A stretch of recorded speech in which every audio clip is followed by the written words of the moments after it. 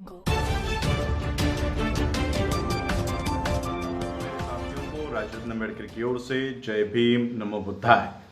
The बुद्धाइनेस धम्मा का 13वां भाग शुरू करने से पहले आज 7 मई 2020 आज बुद्ध जयंती के अवसर पर मैं मेरी ओर से, अम्बेडकर परिवार की ओर से और डॉक्टर बाबा साहब अम्बेडकर जी के संस्था the Buddhist society of India भारतीय बौद्ध महासभा की ओर से आप सभी लोगों को बुद्ध जयंती के हार्दिक ढेर सारी मंगल कामनाएं देता हूँ। द बुद्धाइनेस धम्मा के 13वें भाग में हम लोग देखेंगे कि बुद्ध के मन में क्या वो संशय, क्या वो संदेह, क्या वो शंका उत्पन्न हुई। हम लोग एक क्विक रिकैप कर लेते हैं एपिसोड 12 का। एपिसोड 12 में 12वें भाग में हम लोगों ने देखा कि बुद्ध के समय के बुद्ध के समकालीन जो प्रणेता थे, विचारधाराओं के अलग अलग विचारधाराओं के प्रणेता, उनकी विचारधारा क्या थी। हम लोगों ने कपिल की विचारधारा देखी, महावीर की विचारधारा देखी, अन्य 5 और जो प्रणेता थे विचारधाराओं के, उनकी विचारधारा देखी। और फिर बुद्ध ने उन सारी विचारधाराओं में से किन किन विचारधाराओं में, यानी बुद्ध के पूर्व जो ब्राह्मणी व्यवस्था, वैदिक ऋषियों की, उपनिषदों की जो विचारधारा थी, उन विचारधाराओं का खंडन किस तरह से बुद्ध ने किया, किस तरह से नए विचारधारा का एस्टैब्लिशमेंट, स्थापना की और एक अच्छा सिद्धांत, एक बुद्ध शासन की स्थापना किस तरह से बुद्ध ने की, ये हम लोगों ने 12वें भाग में देखा। अब हम लोग आगे बढ़ते हैं। बुद्ध ने अपने इस सिद्धांतों की एस्टैब्लिश करने के बाद, स्थापना करने के बाद और एक अच्छा पथ, एक अच्छे सिद्धांतों की स्थापना करने के बाद उनके मन में एक संशय निर्माण हुआ, एक संदेह निर्माण हुआ। उन्होंने सोचा कि निसंदेह कि ये सच है कि मेरे जो सिद्धांत है वो अच्छे हैं, ये एक सन्मार्ग का ये सिद्धांत है, लेकिन क्या मेरे सिद्धांतों को, क्या मेरे विचारधाराओं को लोग समझ पाएंगे? आम जनता, आम आदमी क्या मेरे विचारधाराओं को समझ पाएगा, मेरे सिद्धांतों को समझ पाएगा? आम इंसान तो छोड़ो, क्या बुद्धिजीवी लोग, बुद्धिमान भी मेरे इन सिद्धांतों को समझ पाएंगे? वो उनके लिए कठिन होगा। विश्व के जो लोग हैं, इनकी मान्यता आत्मा में है, भगवान में है। क्या ये लोग मेरे धम्म को समझ पाएंगे? यहाँ के लोग, भारत के लोग, ये कर्मकांड में फंसे हुए हैं, विधि में, बलि में इनकी मान्यता है, इनका विश्वास है। क्या वो उस विश्वास को त्याग कर पाएंगे? विश्व के लोग ये कर्म के सिद्धांत को मानते हैं, ब्राह्मणी कर्म के सिद्धांत को मानते हैं कि पिछले जन्म में किया हुआ पाप है जो इस जन्म में हम भुगत रहे हैं। क्या इस विश्वास को वो त्याग कर सकते हैं?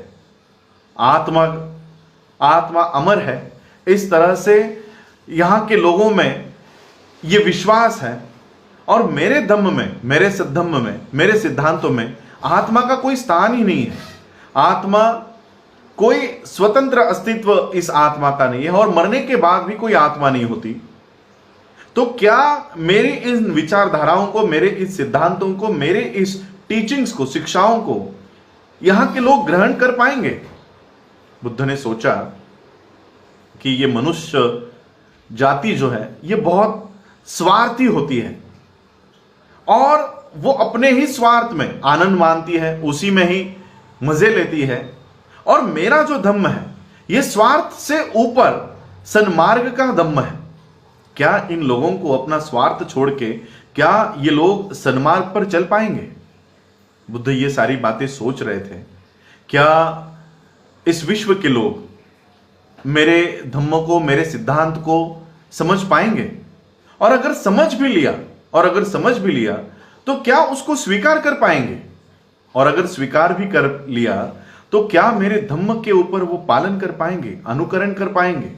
ये सारी बातें बुद्ध के दिमाग में चल रही थी। बुद्ध ने सोचा क्यों ना इस विश्व से दूर रहकर एक सन्यासी की तरह अपने इन सिद्धांतों का उपयोग मैं अपने ही जीवन को अच्छा करने के लिए क्यों ना लगाऊं। मैं अपने आप को ही परफेक्ट बनाने में, अपने आप को ही परिपूर्ण करने में मैं अपने सिद्धांतों का इस्तेमाल क्यों ना करूं।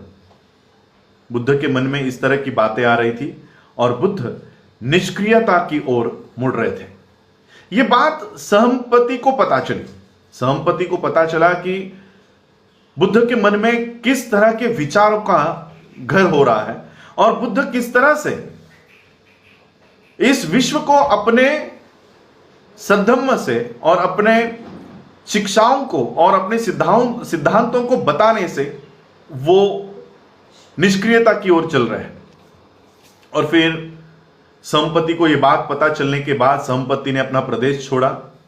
वो बुद्ध के सामने आए और बुद्ध को हाथ जोड़कर उन्होंने कहा कि अब आप सिद्धार्थ नहीं हो, अब आप बुद्ध हो, तथागत हो, सम्यक संबुद्ध हो गए हो।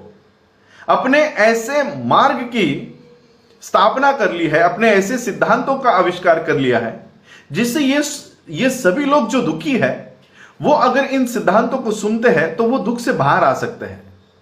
क्या तथागत अपने सिद्धांतों को इन लोगों को दुख से बाहर निकालने के लिए उसका प्रचार नहीं करेंगे? तथागत एक नोकीले पर्वत पर खड़े हुए एक ऐसे संबुद्ध है जो अपने अगल बगल में खड़े हुए मानव जाति को देख रहे हैं जो दुख से पीड़ित है। क्या वो इन लोगों के पास जाकर क्या उनको दुख से बाहर नहीं निकालेंगे? और इसलिए मैं आपसे विनती करना चाहता हूं कि ये जो सिद्धांत है ये आप लोगों तक जाकर उसको बताएं, लोगों को बताएं। बुद्ध ने सहमपति से कहा कि हे सहमपति, मैं अपने सिद्धांतों का प्रचार इसलिए नहीं करना चाहता था क्योंकि व्यर्थ की वो दूसरों के लिए और मेरे लिए भी वो परेशानी ना हो। मैं चिंतित था, इसलिए मैं अपने सिद्धांतों का प्रचार इस विश्व में जाकर नहीं करना चाहता था। लेकिन यह सच है कि कोई तपस्या करने वाला तपस्वी भी इस विश्व से दूर नहीं रह सकता। कितना भी इस विश्व को अवॉइड करने की, इसको टालने की हम कितनी भी कोशिश करें, हम इस विश्व को टाल नहीं सकते। और इसलिए इस तपस्वी जीवन का मैंने त्याग किया था कि यह तपश्चर्या व्यर्थ है। इस विश्व से दूर जाने की बजाय इस विश्व में ही रहकर इस विश्व को एक अच्छी जगह बनाने की यह आवश्यकता है। और इसलिए मैं अब इस विश्व में जाकर अपने इन सिद्धांतों का मैं प्रचार करूंगा।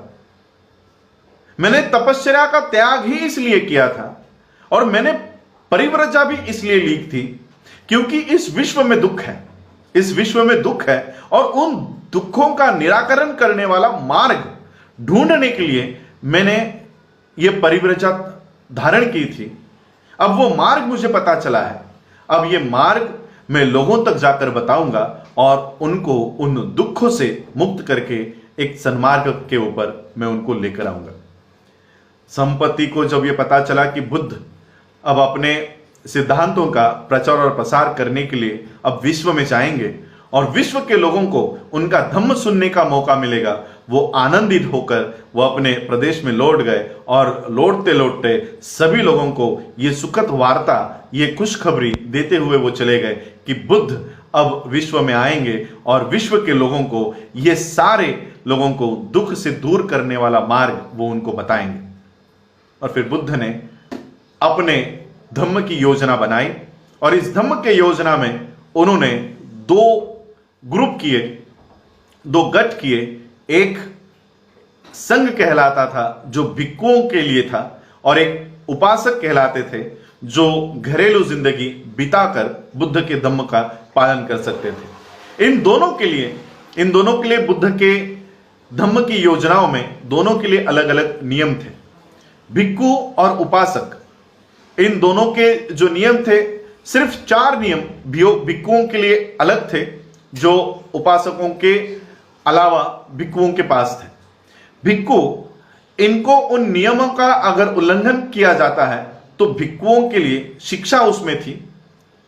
भिक्षुओं के लिए ये नियम पालन करना अनिवार्य था, जबकि उपासकों के लिए ये इन नियमों का पालन करना ये एक सिद्धांत था, एक आदर्श व्यवस्था थी। भिक्खु ये किसी भी तरह की संपत्ति प्रॉपर्टी नहीं रख सकता था जहां पर उपासक अपनी प्रॉपर्टी बना सकता था। उपासक घरेलू जिंदगी में रहकर वो बुद्ध के धम्म का पालन कर सकता था, वहीं पर भिक्खु ये गृहत्याग करके बुद्ध के धम्म का प्रचार और प्रसार करने का काम भिक्खु किया करता था। तो इस तरह से बुद्ध ने अपने धम्म का ये पॉलिसी, ये योजना उन्होंने बनाई और बुद्ध अपने धम्म का प्रचार और प्रसार करने के लिए, अपने सिद्धांतों का प्रचार और प्रसार करने के लिए इस जग की ओर, वर्ल्ड की ओर, विश्व की ओर वो अग्रसर हुए और इस विश्व में आके उन्होंने मानव कल्याण का ये धम्म सभी लोगों को अपने धम्म से उन्होंने परिचित करवाया। और किस तरह से बुद्ध ने अपने पहले प्रवचन किनको दिए और उस पहले प्रवचन में बुद्ध ने क्या वो सारी बातें बताई, ये हम आने वाले भाग में देखेंगे।